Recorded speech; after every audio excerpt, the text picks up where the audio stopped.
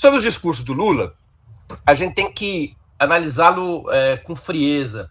Foram discursos muito bem construídos, discursos que coesionou racionalidade e emoção, discursos que se fixaram em estabelecer compromissos, não os meios de alcançá-los, mas determinou esses compromissos com uma tal hierarquia que eu não tenho dúvida em afirmar, Daphne, que o Lula se apresentou como o presidente da República, claro, e como a ala esquerda da Frente Ampla, né? Ou seja, ele fez um discurso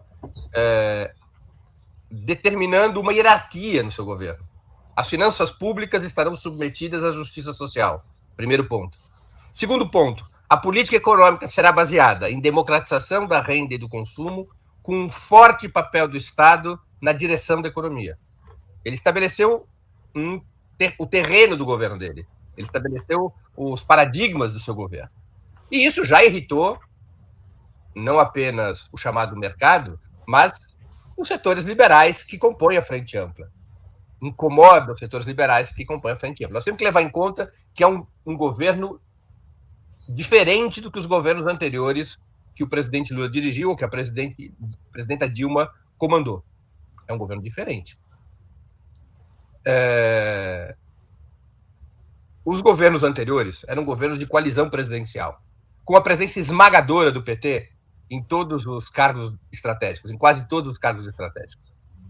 Havia outros partidos que participavam da aliança de governo, mas esses outros partidos eles estavam numa posição bastante subordinada, não controlavam cargos estratégicos, ou quando chegaram a controlar algum cargo estratégico, o presidente Lula ou a presidenta Dilma escolhiam a pessoa do partido que eles queriam ver comandando a pasta. O PT tinha sempre uma forte presença na pasta que era controlada pelo partido aliado. Havia uma certa lógica principalmente nos governos Lula, de que não se entrega ministério de porteira fechada. Então, quando o ministro era de um outro partido, o secretário executivo era do PT. Enfim, eram governos que nós podemos chamar de governo de coalizão presidencial.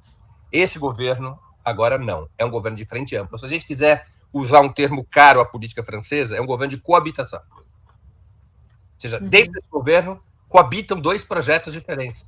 E é interessante você falar isso, porque justamente a presença forte do Alckmin na posse, né, em todo digamos assim, o Alckmin estava o tempo todo do lado do Lula e o Lula levantava a mão dele, né, ali, deu muito protagonismo para ele, ao meu entender, né.